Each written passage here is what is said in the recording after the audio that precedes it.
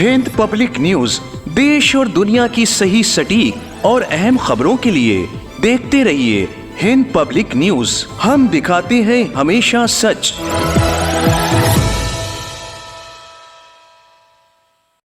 आदाब, नमस्कार। मैं हूं अतर काजमी और आप देख रहे हैं खास प्रोग्राम जिसमें आज हम इजराइल और ईरान के बीच जो ये तशद्दुद आमेज बातें हो रही हैं उस पर तबसरा करेंगे। हमारा मकसद ये होगा कि हम आपको सही और सच्ची एनालिसिस आप तक पहुंचाएं, जिसके जरिए जो आजकल की खबरों का जो एक सिलसिला चल निकला है, इसमें बहुत सारी फेक न्यूज आप तक पहुंच रही है। हम बात करेंगे जाने माने एनालिसिस से, जिसके जरिए आपको इस मशरिक़ वस्ता में होने वाली हर एक जो चीजें आ रही हैं उसके बारे में एक तो पूरा एनालिसिस, किस तरीके से ईरान अपने हथियारों को लेकर किस तरीके से इसराइल पर अटैक कर रहा है और इसराइल जो है वो किस तरीके से ईरान पे अटैक कर रहा है, दोनों की जो स्ट्राइक रेट है वो किस तरीके की है और उसमें जो सिविलियंस हैं उनको कितनी हिट किया जा रहा है। इसके अलावा मीडिया हाउसेस पर भी जो अटैक हुआ है और इस खित्ते के अलावा इस जंग का क्या प्रारूप होगा, क्या ये जंग हमें देखने को मिल रही है थर्ड वर्ल्ड वॉर के तौर पर, या इसमें अभी भी कुछ और देश जुड़ेंगे। तो इस वक्त हमारे साथ मशरिक़ वस्ता के जानकार,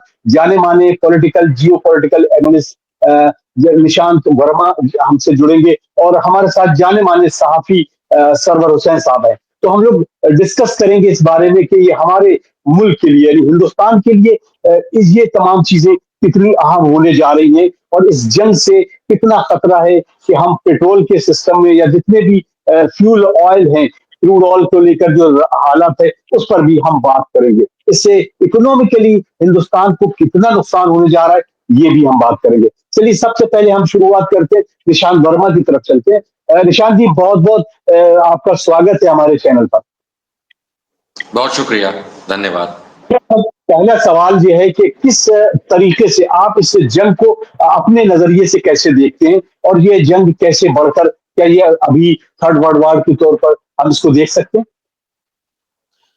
देखिए, सबसे पहले तो मैं इस जंग को बिल्कुल उसी तर्ज पे देखता हूं जो अमेरिका जैसा देश हर 10 वर्षों में किसी ना किसी देश पे अपना हक अधिकार थोपने की कोशिश में करता आया है। पिछले 40 सालों में आप देखेंगे, इराक पे 2 बार, अफगानिस्तान, लीबिया, इन जैसे देशों को अस्थिर करना, उससे पहले इजिप्ट को अस्थिर करना, इन देशों में तख्ता पलटकर किसी तरह से अमेरिकी चापलूसों को सत्ता में बिठाना, ये अमेरिका का पुराना खेल रहा है। इसके 2 मुख्य कारण हैं। पहला, किसी तरह से वहां की जो रिच नेचुरल रिसोर्सेज हैं उन पे कब्जा करना, और दूसरा कि हम लोग जानते हैं, चाहे अफ्रीकी देश हों, चाहे साउथ अमेरिकन देश हों या अन्य एशिया के जो देश हैं कई सारे, इन्हें पहले भुखमरी की कगार पे लाना और फिर अमेरिका की तरफ से उनको सहायता देना। ऐसा करके ही ये लोग अपना वर्चस्व कायम रख पाए हैं। अब मैं आता हूं कि इस समय जो वॉर इजराइल और ईरान के बीच चल रही है, ये अपने अस्तित्व की लड़ाई दोनों लड़ रहे हैं। इजराइल कहता है शुरू से, जब से बना, कि मैं दुश्मनों से घिरा हूं, और ईरान जो है वो पहले इसी इजराइल का बहुत अच्छा दोस्त हुआ करता था, जब तक इजराइल के साथ साथ ईरान अमेरिकी गोद में खेलते थे। लेकिन जब से आयतुल्ला साहब ने आकर के इस्लामिक रिपब्लिक बनाया है और शाह को गायब किया है, तब से वो अमेरिका की आंख में चुभने लगे। जहां तक अमेरिकी, माफ कीजिए, इजरायली राष्ट्रपति का कहना है, अभी कल उन्होंने कहा कि इजराइल जो है वो, ईरान जो है वो बिल्कुल न्यूक्लियर बॉम्ब बनाने की कगार पे पहुंच गया। इसलिए भाई इसके साथ ये इन्हें नहीं अलाउ होना चाहिए, कि ईरान जैसे देश के पास होना ही नहीं चाहिए। वही बात अब ट्रंप कह रहे हैं। 2 बातें निकल के आती हैं कि अमेरिका और इजराइल कौन होते हैं ये निर्णय लेने वाले कि किसके पास क्या होना चाहिए और किसके पास क्या नहीं होना चाहिए। सवाल एक बहुत अहम इसी नुक्ते पे आ गया जो आपने कहा कि ये पिछले जो रिजीम चेंज की बात हुई है, चाहे वो इराक हो, चाहे लीबिया हो, चाहे वो सीरिया हो और इसके अलावा ट्यूनीशिया हो, मिस्र हो, इराक पर भी यही कहकर हमला किया गया कि उसके पास केमिकल वेपन्स हैं, और उसके बाद फिर जब पूरी रिसर्च हुई और उसको देखा गया तो वहां पर कुछ नहीं निकला। तो ये क्या दादागिरी है अमेरिका और इजराइल, या उनके जो नोटो कंट्री जो कहलाते हैं एलआई के, उसके बारे में आप क्या कहेंगे? अंग्रेजी में एक फ्रेज है मोडस ऑपरेंडी, यानी कि ऑपरेट करने का तरीका। तो आपने जो उदाहरण दिए बिल्कुल फिट बैठते हैं। देखिए, दुनिया में यूनाइटेड नेशंस नाम की एक चिड़िया है। जी। यूनाइटेड नेशंस के अंदर कई बड़े देश हैं जो अपना सिक्का चलाते हैं, और यूनाइटेड नेशंस के माध्यम से लड़ाई लड़ना ये बड़ी आम बात हो गई है, क्योंकि डायरेक्ट किसी एक देश के साथ लड़ना उसका कारण होना चाहिए, चाहे अमेरिका ही क्यों ना हो। लेकिन यूनाइटेड नेशंस के माध्यम से जब ये लड़ाइयाँ लड़ी जाती हैं, तो इसमें अमेरिकी गोला बारूद अच्छे से बिकता है, उसकी आमदनी होती है। लेकिन जो आपने पूछा वो बड़ा इम्पोर्टेंट है कि जब इन पुराने उदाहरणों के अंदर ये कह के कि केमिकल वेपन है या एटम बॉम्ब बन रहा है, और बाद में जब मालूम चला कि वहां तो कुछ भी नहीं था, ये एक मोडस ऑपरेंडी।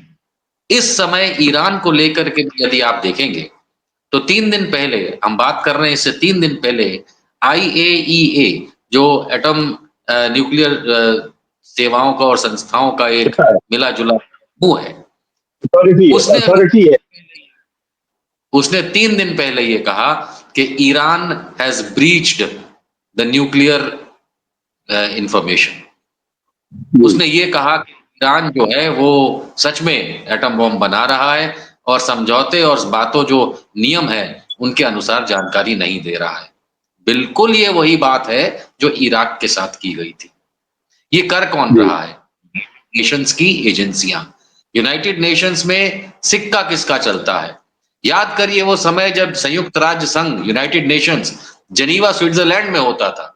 न्यूयॉर्क उठा जी। करके ले गए हैं, गोद में बिठा रखा है, और अपना सिक्का चलाते हैं। और इसी वजह से ब्रिक्स हो या अन्यथा दूसरी एजेंसियां जो बन रही कोशिश कर रही हैं, ये अस्तित्व में आने की कोशिश कर रही हैं। ईशान जी, अमेरिका मैं आपके पास आऊंगा, आपके कुछ और सवाल जो बहुत ज्वलंत हैं इस वक्त और जरूरी है लोगों तक पहुंचाना। मैं अपने जो प्रेस रिपोर्टर हैं, जो सहाफी हैं, जो हिंदू न्यूज के जो एडिटर हैं, उनसे हम बात करेंगे। सरवर साहब, इस वक्त आप किस नजरिए से देख रहे हैं? अभी जैसे कि कल खबर आई कि वो प्रेस पर जो नेशनल न्यूज नेटवर्क है ईरान का, उस पर इसराइल ने हमला किया।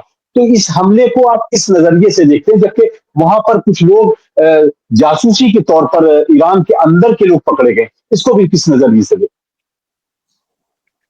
देखिए, पहले तो मैं आपके इस सवाल का जवाब देता चलूँ कि जो वहाँ पर जासूसी के इल्ज़ाम में जो लोग पकड़े गए हैं, तो यकीनन ये तो तारीख रही है कि जब तक हमारे अंदर से ही अगर कोई दुश्मन का साथ देने वाला ना हो, तो हमें शिकस्त देना या हमें हार नसीब होना, ये मुमकिन नहीं है। तो हैं? ईरान तो कई सालों से जो है वो इस वबा से जो है वो मुतासिर रहा है और नुकसान उठाता रहा है, और अभी मुसलसल नुकसान उठा रहा है। और जिस तरह से अभी आपने बात की कि वहाँ पर जो सरकारी न्यूज़ एजेंसी और जो वो आईआरआईबी पर जो वो हमला हुआ है। आईआरआईबी एक मीडिया सेंटर है, वहाँ का नेशनल मीडिया सेंटर है, जहाँ से खबरें जो हैं वो प्रेस टीवी भी इसमें जो है वो मुख्य चैनल है, उस पर जो हमला हुआ है, उस पूरी तरीके से उसको तबाह कर दिया गया, बर्बाद कर दिया गया। तो ये प्रेस की आज़ादी पर भी हमला है, जो कि इंटरनेशनल युद्ध के जो है वो उसके खिलाफ माना जाता है। मगर ये अब खैर उनके लिए तो कोई मानक नहीं है, कोई पैमाना नहीं है कि किस तरह से जो है वो युद्ध लड़ा जाए और किस तरह से ना लड़ा जाए। जब फ़िलिस्तीन में बच्चों पर और औरतों पर और बूढ़ों पर हमला करके उन्हें मौत के घाट उतार दिया जाता है, तो इस तरह के जो इंटरनेशनल लॉ हैं, जो वॉर के लॉ हैं, उसको फ़ॉलो करना उनसे तो कुछ उम्मीद भी नहीं की जा सकती है। लेकिन अभी जो ताज़ा अभी जो खबरें अभी आ रही हैं, वो ये है कि इज़राइल ने जो है वो ईरान पर हमला दोबारा शुरू कर दिया है। कई जगहों पर जो है वो मिसाइल से हमले अभी जारी हैं, और कई लोगों के मारे जाने की भी खबरें मिल रही हैं ईरान से। तो अभी-अभी ये जो ताज़ा खबर जो हमें अभी मिली है, वो यही है कि हमले जारी हैं। और जिस तरह से अमेरिका ने अनकंडीशनल सरेंडर की बात कही है। और जिस तरह से अमेरिका पहले तो छुप कर इजराइल के साथ था, लेकिन अब वो खुलकर सामने आ गया है। और जहां तक उम्मीद जताई जा रही है कि ये जॉइंट ऑपरेशन होगा ईरान पर हमले का। जी शर्मा साहब, अभी जो एक बात मैंने आपसे सवाल किया था कि इंटरनली तौर पर वहां पर जो ड्रोन बरामद हुए हैं या कुछ भी कुछ इस तरह से एक्सप्लोजन भी बरामद हुआ है, तो ईरान के अंदर, जबकि ईरान को खुद कहा जाता कि ईरान के ईरानी नेशनलिज्म के हिसाब से अपने आप को कभी किसी दूसरे के हाथ पर बेचते नहीं है, ये कितना खतरा है ईरान के लिए कि वहां पर अंदर खाने अगर वहां पर जासूसी करते हुए लोग पकड़े जा रहे हैं, तो ये इंटरनली कितना उसको नुकसान पहुंचा सकता है? देखिए, जैसे कि लोग जानते हैं कि ईरान की इकोनॉमिकल कंडीशन जो है वो कैसी है। तो कभी वीजे की लालच में, कभी रेसिडेंस वीजे की लालच में, कभी पैसे की लालच में, कभी बिजनेस की लालच में लोग हर मुल्क में बिकते हैं, वहां पर बिके। लेकिन वहां पर जो बिके वो ऐसे बिके कि फिर जो एक सिलसिला शुरू हुआ है टारगेट किलिंग का, और बाकायदा जो है वो मेहमान, यानी ईरान का जो एक मेहमान जो एक प्रेसिडेंट की ओथ सेरेमनी में आता है, उस तक को जो है वो टारगेट करके मार दिया जाए। तो ये जो है वो जाहिर सी बात है, आपका जो इंटरनल फेलियर है ये इंटेलिजेंस की। और ये जाहिर सी बात है, वो जो लोग बिक गए उन्होंने तो फौजी जो मरकज थे उन तक की निशानदेही की है। और आज अभी जो पकड़े गया है ड्रोन्स, वो एक वैन में लेकर जा रहे थे जो खुदकुश हमला करने के लिए तैयारी थी, उसको पकड़ा गया है। और आज एक तेहरान में एक घर पर जो है वो छापा मारा गया, तो उसमें 157 किलो जो है वो मादा बरामद किया गया है, जो धमाका खेज मादा होता है। तो ये सब ईरान के लिए बहुत घातक है। निशान जी, अभी एक धमकी है अमेरिका की तरफ से। अभी तक हुई था कि हम एक साइडलाइनर होके इजराइल से बात करेंगे, लेकिन उसने कहा है कि हम किसी भी सूरत में इजराइल के साथ है, और हमेशा से एक इलाहे एक पार्टनर की तरह से अमेरिका साथ साथ रहा है। आप किस नजरिए से देखते हैं? अभी आपने एक बहुत अच्छी पोस्ट भी लिखी थी, इसमें कहा कि दुनिया भर के अगर टेररिस्ट का जमावड़ा किया जाए, उसमें सरे फेहरिस्त अगर सरदारी किसी को सौंपी जा सकती है तो वो अमेरिका है। तो इस नजरिए को आप किस नजर से देखते हैं? जरूर अतर साहब, लेकिन मैं हुसैन साहब की बात पे कुछ ऐड करना चाहूंगा, क्योंकि बड़ा इंटरेस्टिंग उन्होंने कहा जासूसी वाली बात पे। जी जी मैं पहले तो ये ऑपरेटिव सिस्टम बता दूं कि जासूसी होती कैसे है। जी अगर किसी देश में जासूसी करनी है तो ये गिव एंड टेक बिहेवियर पे होता है। अगर हिंदुस्तान पाकिस्तान का भी देखें तो हर जगह डबल एजेंट होते हैं। हमारी जी रॉ एजेंसी अगर उसे पाकिस्तान से कुछ जानकारी लेनी है तो वहां के आईएसआई के एजेंट्स के साथ दोस्ती बनानी पड़ती है। सिमिलरली आईएसआई वालों को अगर हमारे यहाँ से कोई जानकारी लेनी है तो जासूसी का ये पैटर्न कोई नया नहीं है। ये विश्व भर में आज से नहीं, शुरू से चलता आ रहा है। मैं तब बताऊंगा जब तुम मुझे बताओगे। तो ये जी ईरान के लिए, जैसे मैं ये शब्दों का इस्तेमाल नहीं करूंगा कि कुछ लोग बिक गए, क्योंकि ऐसे तो इसराइल के भी बिक गए। अब मैं बताता हूं कैसे, उदाहरण देखिएगा। आपने ये जो हाल में इसराइल और ईरान के बीच में जो जंग चली है, इसका शुरुआत जो है वो इसराइल ने किया था। और वो कैसे जी किया था आपको याद होगा कि ईरान के अंदर पहले से ड्रोन्स आ गए थे, इजरायली ड्रोन्स, और उन्होंने जी एकदम से उसको से स्वचालित तरीके से ऑन करके और वहां के जनरल को मार दिया और बहुत जगह उन्होंने धमाके किए। ये वो ड्रोन्स थे जो मुश्किल से 30-40 किलोमीटर तक की ही दूरी कवर कर सकते हैं। याद रहे कि सारे ड्रोन्स बड़े नहीं होते, छोटे छोटे ड्रोन्स होते हैं। इनकी जो रेंज है 40-50-100 किलोमीटर थी। तो ये स्वाभाविक है, इसराइल से तो उड़ के आए नहीं थे। जी इसी तरह से अभी हाल में आप समाचार देख रहे हैं पिछले 4 दिनों से, तो इजराइल के ऊपर ईरान 2 चीजों से वार कर रहा है। एक लंबी दूरी की मारक मिसाइलों से और दूसरा ड्रोन्स से। तो ये जो ईरान से ड्रोन्स वहां जो आप कह रहे हैं कि मार हो रही है, वो कोई यहां से उड़ के नहीं जा रहे ईरान से। वो 1700-2000 किलोमीटर तक उड़ के नहीं जा रहे। वो छोटे हैं, 300-400 किलोमीटर तक जाने वाले ड्रोन्स। ये पहले से इजराइल के अंदर ईरान ने घुसा रखे। ये उसी इलाके से उड़ करके वहां पे अटैक कर रहे हैं, भले इस हमले का, ड्रोन हमले का असर कम होता है। एक घर उड़ा दिया, 2 गाड़ियां उड़ा दी, बस इतना ही होता है। जो ज्यादा डैमेज करता है वो मिसाइलें होती हैं, जो जमीन से या तो छोड़ी जाए या हवा से या शिप में से। तो पहली चीज कि जहां तक हम समझ रहे हैं कि स्पाई सिस्टम जो है, ये गिव एंड टेक है, दोनों जगह होता है, नई बात नहीं है, पूरे विश्व की बात है। दूसरा, ड्रोन अटैक जो है वो इतनी दूर से कोई उड़ के नहीं आ रहा है। ड्रोन जो होता है वो बहुत एक छोटी सी चीज होती है। ज्यादा से ज्यादा कोई बहुत बड़े ड्रोन जो होते हैं वो तो है ही नहीं इन देशों के पास जो बड़े ड्रोन हैं।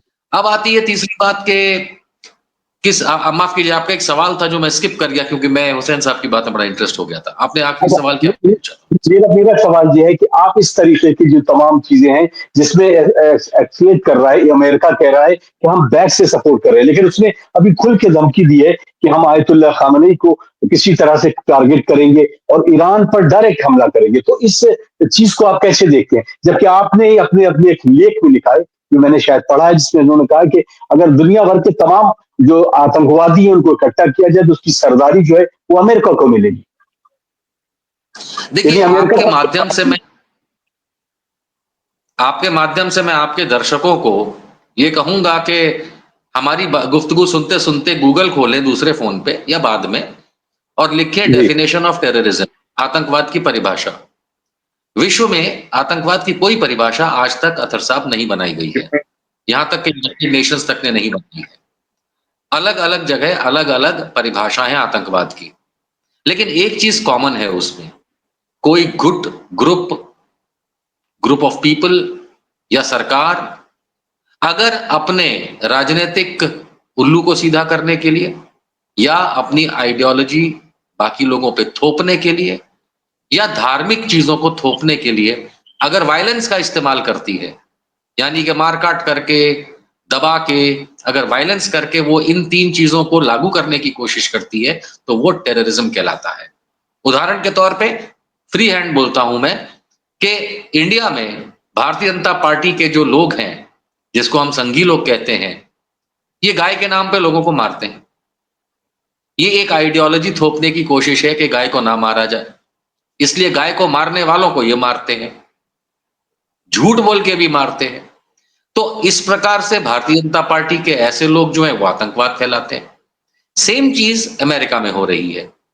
अमेरिका वाले जो हैं वो अपनी आइडियोलॉजी थोपने के लिए, अपने सिस्टम को थोपने के लिए अन्य देशों पे उनको टेरराइज कर रहे हैं, उन पे आतंक फैला रहे हैं कि तुम मानो हमारी बात नहीं तो तुमको मार देंगे।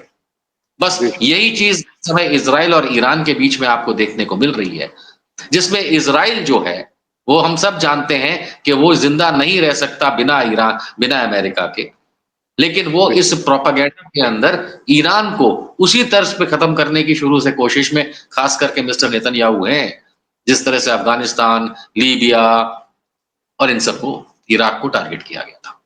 जी, ईशान जी, मेरा एक सवाल आपसे ये है कि जिस तरह से रिजीम चेंज करने की बात की जा रही है ईरान में कि इजराइल और अमेरिका ये चाहते हैं कि उनको जो फायदा हासिल होगा जो रिजीम चेंज होने से, इसलिए ये सारी मेहनत की जा रही है, ये जो जंग लड़ी जा रही है।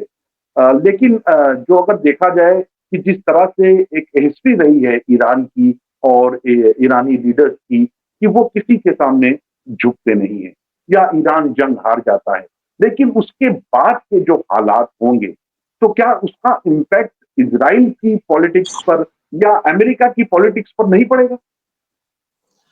देखिए हुसैन साहब, इसमें 2 बातें हैं। पहली बात तो ये है कि तख्ता पलटने का खेल लगभग पूरे विश्व में कई देशों में न जाने कितने सालों से चलता आ रहा है, और उसके जो लाभ और हानि वाले जो बात है, तो देखिए इराक में तख्ता पलट कराया सद्दाम हुसैन का, आज वहां शांति है। अमेरिका के द्वारा चिन्हित लोग वहां शासन करते हैं और कहा जाए तो अमेरिका की नौकरी करते हैं। हमें याद है कि मिस्र कई वर्षों पहले अमेरिका के खिलाफ था, इजराइल से जंग लड़ता था, लेकिन मुझे अब उनका नाम याद नहीं आ रहा, लंबे से खान साहब हुआ करते थे, उनको मारने के बाद अब उसको पिट्ठू बना लिया अमेरिका ने। इसी तरह से लीबिया, इसी तरह से अफगानिस्तान, आज आप कुछ भी कह लीजिए, अमेरिका द्वारा पैदा किया गया तालिबान आज अफगानिस्तान पे शासन कर रहा है और सब शांति है। तो तख्ता पलट के कई कारण होते हैं।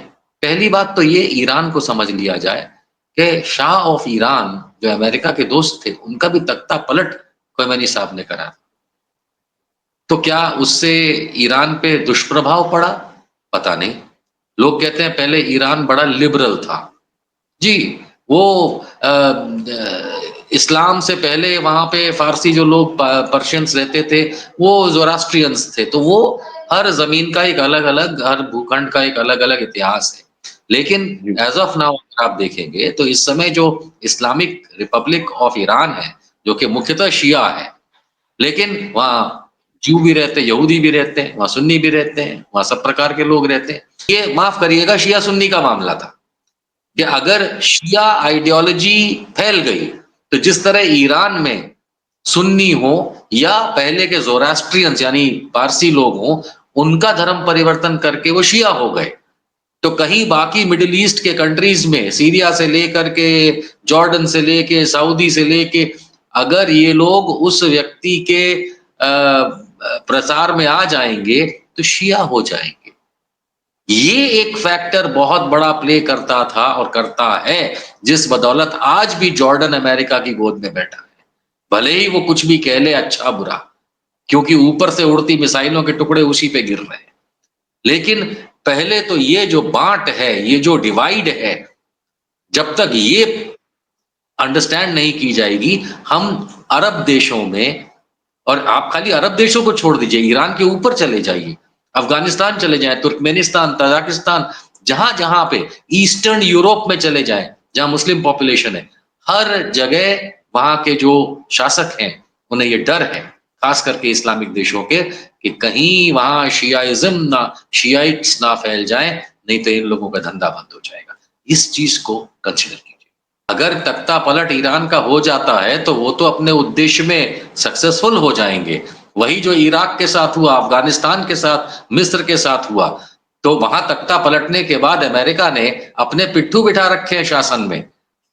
तो इस तरह से तो उसको फ़ायदा हो जाएगा। लेकिन हम लोग बहुत आगे चले गए हुसैन साहब। मुझे नहीं लगता कि ईरान को हराना कोई बच्चों का खेल है। मुझे तो इनफैक्ट जो सब तरफ से समाचार मैं देख पा रहा हूँ, अंदर तक की जानकारी निकाल के देख रहा हूँ मैं, उसमें तो ये लग रहा है मुझे कि गाज़ा से भी बुरे हाल इस समय इज़राइल के शहरों के हैं और अगर यही चलता रहा मामला, तो इज़राइल अपने अस्तित्व को अब नहीं बचा पाएगा। ईरान को हराना इतना आसान नहीं है। आज जी, तक का इतिहास है, पिछले 2000 वर्षों में ईरान को कोई नहीं हरा पाया, जिसको हम पहले फ़ारस कहते थे। कोई नहीं हरा पाया। उसके कई रीज़न्स हैं। उसकी डेमोग्राफी ऐसी है।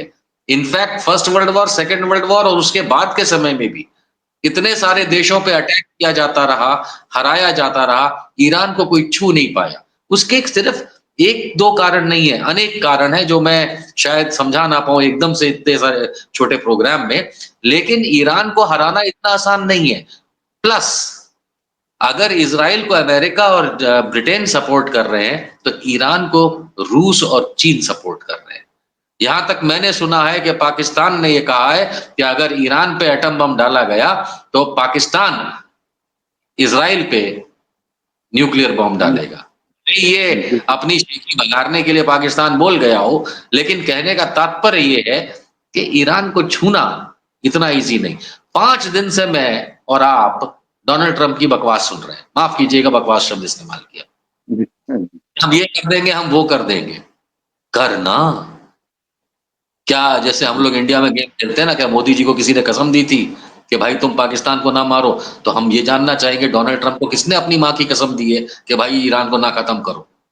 जी, बिल्कुल। ये बड़बोलापन है डोनाल्ड ट्रम्प का और अगर वो ये कदम उठाता है वैसे तो अमेरिका ने क्लियर कर दिया है कि उन्होंने जो नेवी और जो एयर सपोर्ट भेजा है, वो सिर्फ़ इज़राइल को बचाने के लिए भेजा है, ना कि ईरान पे अटैक करने के लिए। बिल्कुल। क्योंकि अमेरिका तो भी ये बात जानता फिलहाल तो है। याद रहे ईरान कि जो अमेरिका फिलहाल इकोनॉमिकली इतना हालात डाउन है। चल रहे हैं ईरान के, अभी जो हमले हो रहे हैं और जिस तरह से अमेरिका और इज़राइल जॉइंट ऑपरेशन करना चाह रहे हैं, इसको किस नज़रिए से देख रहे हैं? नहीं, मुझे नहीं लगता कोई जॉइंट ऑपरेशन उस तरह से अटैक का करना चाह रहे हैं। जहां तक मेरी जानकारी है, जॉइंट ऑपरेशन का मतलब यह है, इजराइल तुम आगे बढ़ो, हम तुम्हें रिफ्यूल कर देंगे हवा में, हम तुमको गोला बारूद दे देंगे, बस इतना ही है। अमेरिका अपने पायलट्स को या अपने सैनिकों को ईरान के खिलाफ नहीं उतारेगा फिलहाल, क्योंकि अभी तक एक भी अमेरिकी की कहीं भी इस जंग में मौत नहीं हुई और ना ही ईरान ने अमेरिका के साथ कोई जंग खेलना शुरू किया है। तो ये एक प्रोटोकॉल है, अगर इसको अमेरिका तोड़ता है तो फिर रूस, चीन, फिर उधर अमेरिका की वेस्ट कोस्ट पे लॉस एंजलिस और वॉशिंगटन पे बम डालना शुरू करेंगे, तब अमेरिका क्या करेगा? इसलिए सोचना यानी एक आसान है, थर्ड वर्ल्ड वॉर करना का बिल्कुल बन जाए।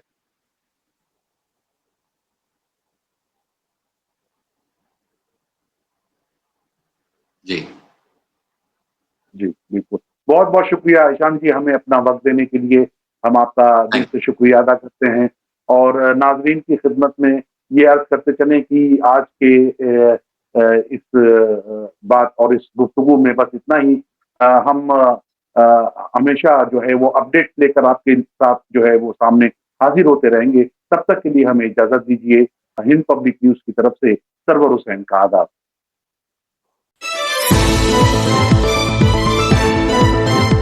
हिंद पब्लिक न्यूज देश और दुनिया की सही, सटीक और अहम खबरों के लिए देखते रहिए हिंद पब्लिक न्यूज।